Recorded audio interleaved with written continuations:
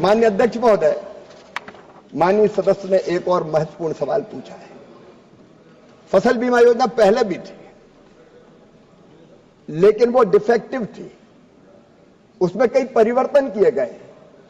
जैसे पहले प्रावधान था राष्ट्रीय कृषि बीमा योजना में क्या 100% क्षति होगी तब राज्य और केंद्र सरकार दावे की भुगतान की राशि का वहन करेंगे, और उसमें अनावश्यक देरी होती थी, कभी राज्य का पैसा नहीं आया, कभी केंद्र का पैसा नहीं आया।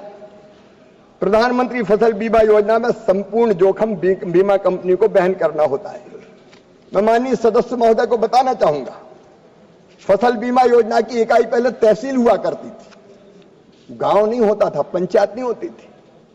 और तहसील की इकाई होने का मतलब यह है कि अगर एक गांव के किसानों की फसल बर्बाद हो जाए तो राहत नहीं मिलेगी, 10 गांव के किसानों की फसल बर्बाद हो जाए तो राहत नहीं मिलेगी।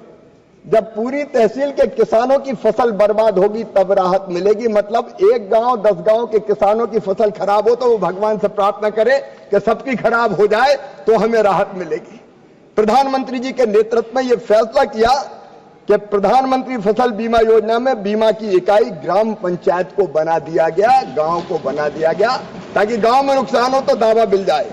माननीय अध्यक्ष महोदय, पहले ऋणी किसान आवश्यक रूप से फसल बीमा योजना उनको करवाना पड़ता था, आवश्यक थी उनके लिए।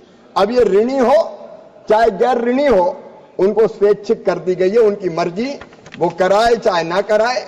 और स्थानीय आपदा पहले सम्मिलित नहीं थी, अब स्थानीय आपदा को भी सम्मिलित करने का इसमें प्रावधान माननीय अध्यक्ष महोदय किया गया है।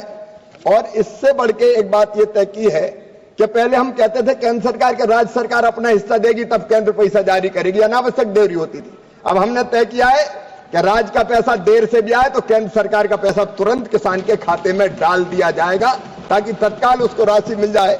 और एक प्रावधान और माननीय सदस्य महोदय, मैं उनको बताना चाहता हूं, मैं उनको बताना चाहता हूं कि अगर बीमा कंपनी अनावश्यक भुगतान में देर करेगी तो 12% ब्याज किसान को उसको देना पड़ेगा। अनेकों ऐसे उपाय किए गए माननीय अध्यक्ष।